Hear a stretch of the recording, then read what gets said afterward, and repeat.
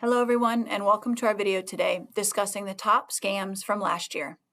Looking at trends and reports from last year can help us understand and predict what to look out for this year. Meaning that if scammers found certain tactics successful last year, you can bet they're going to continue using them.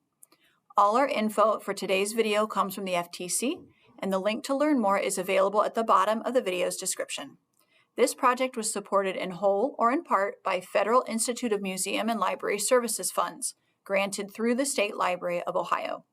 The opinions expressed herein do not necessarily reflect the position or policy of IMLS or the State Library of Ohio, and no official endorsement by either agency should be inferred. So let's dive in and learn about the top scams from last year to make sure we're aware and prepared. According to the FTC, the number of fraud reports is roughly the same as last year. However, more people lost a lot more money to fraud. 1 in 3 people reported losing money to fraud in 2024 versus in 2023 when it was 1 in 4 people.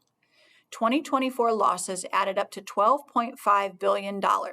And for context, 2023's losses were at $2.5 billion. People lost more than $3 billion to scams that started online, and approximately $1.9 billion was lost to more traditional contact methods like calls, texts, or emails. And once again, imposter scams topped the list of scams reported. People lost more money per person, about $1,500 as the median, when they interacted with scammers over the phone. Some other things to keep in mind. The biggest scam losses in 2024 happened by bank transfer or payment.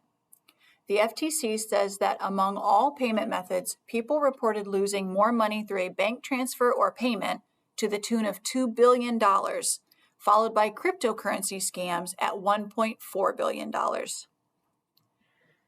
Number 2, investment scams led to huge losses.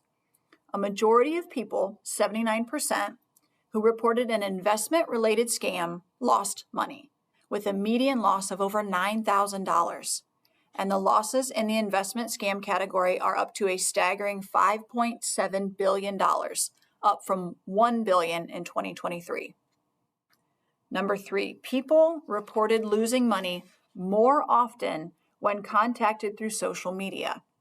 70% of people reported a loss when contacted on a social media platform, and they lost more money overall, $1.9 billion. Job scams and fake employment agency losses sprang up. Between 2020 and 2024, reports nearly tripled, and losses grew from 90 million to 501 million. And last but not least, and this one may surprise you, number 5, younger people lost money more often. People aged 20 to 29 reported losing money more often than people 70 plus. But when older adults lost money, they lost far more than any other age group, perhaps because they've got the retirement savings to lose. So why am I sharing all these depressingly astronomical figures with you? Because I want you to be aware of how many people out there have been scammed and the tactics that have been used successfully against them.